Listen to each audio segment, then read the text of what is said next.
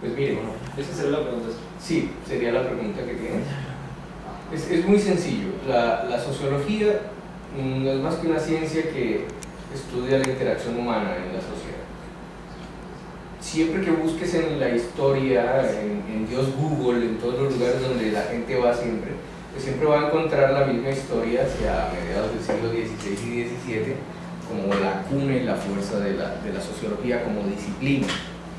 Pero la sociología ha existido siempre como inquietud de estudio al porqué de las cosas, al porqué de las cosas en la convivencia.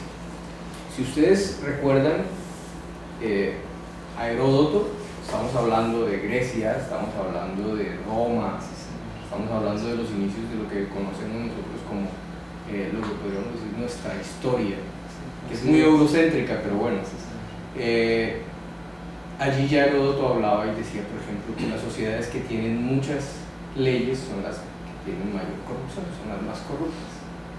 Y si tú miras los términos que nosotros usamos para el ejercicio de vivir en sociedad, pues vienen de Grecia y vienen de Roma, y estamos hablando de 800 y 900 años antes de Jesucristo. Lo cual también es muy poco si consideramos que de 60 millones de años, pues 2000 no es nada considerable en una línea de tiempo, es muy poquito. Y del siglo XVI, XVII para acá, pues mucho menos. Entonces la sociología en sí es una ciencia muy nueva en términos de tiempo, pero va de la mano con el desarrollo de la humanidad.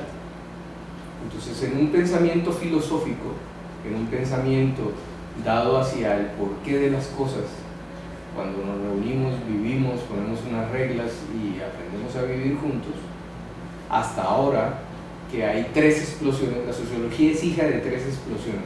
La sociología es hija de las revoluciones, y las revoluciones tomadas como algo bueno, no como algo malo. Nos han enseñado y nos han inoculado que revolución es malo, y revolución es creación, ¿sí? La revolución es la madre de todo lo que tiene que cambiar.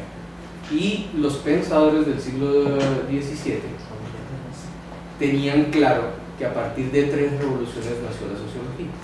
Las tres revoluciones, como debes saber, son la Revolución Francesa, que hace los derechos del hombre, que vuelve y surge lo humano, surge todo lo que es la espiritualidad, las artes, de algo que venía dormido desde unos siglos atrás y que venía en el oscurantismo por las religiones.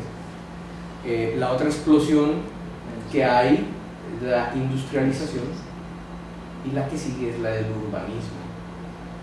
Aunque nos quieran hacer creer que este término del urbanismo viene de Europa y que es eurocéntrico, resulta que en 1492 y en 1500 en adelante, cuando empiezan a llegar todas estas oleadas de gente a invadir, eso no fue un encuentro de dos mundos, fue una invasión terrible.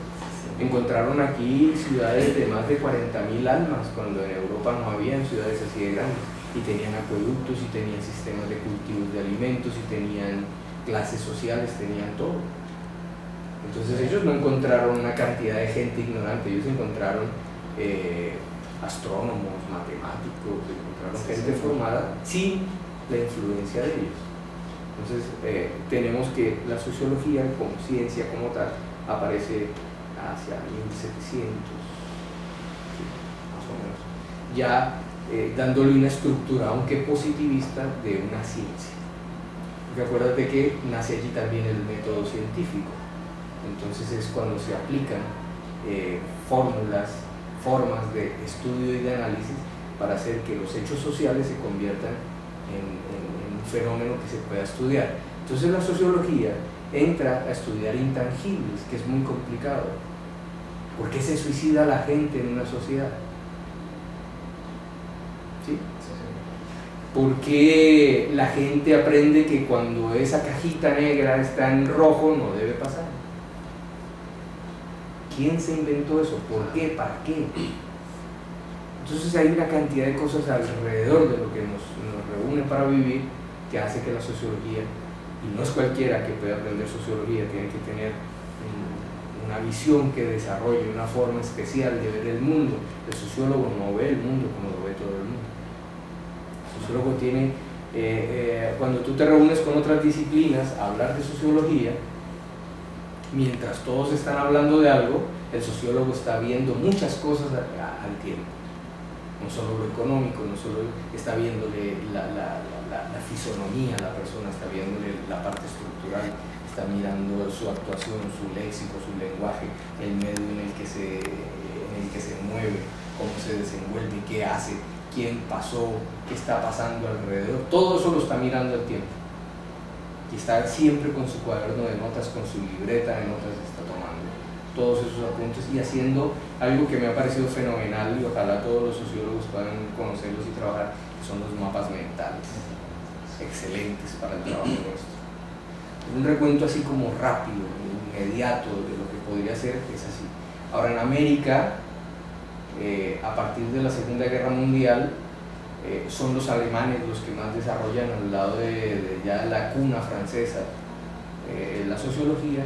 Aparece la Escuela de Chicago, que no es otra cosa que una cantidad de alemanes y de europeos que se fugan en la Segunda Guerra, van a dar a Norteamérica y allí fundan una escuela que es la Escuela de Chicago, y suceden otras escuelas que hay alrededor de eso y también generan lo que es el modelo ideal de la vida norteamericana, el modelo, el sueño americano, una cantidad de cosas, pero son diseños estratégicamente diseñados por políticos para atraer una cantidad de cosas. De todas maneras, ellos son un imperio.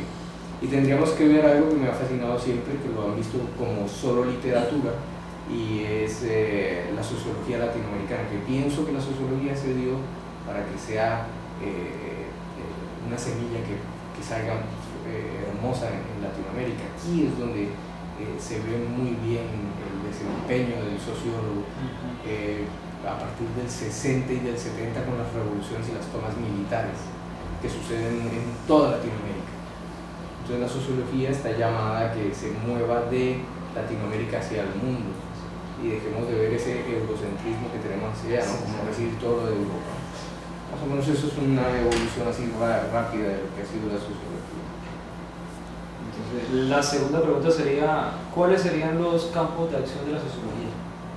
Bueno, inicialmente era como un laboratorio en el que se estudiaba y se escribía sobre la sociedad, pero hoy en día los campos son todos los espacios en los cuales se desarrollan las labores de sociedad, de minorías.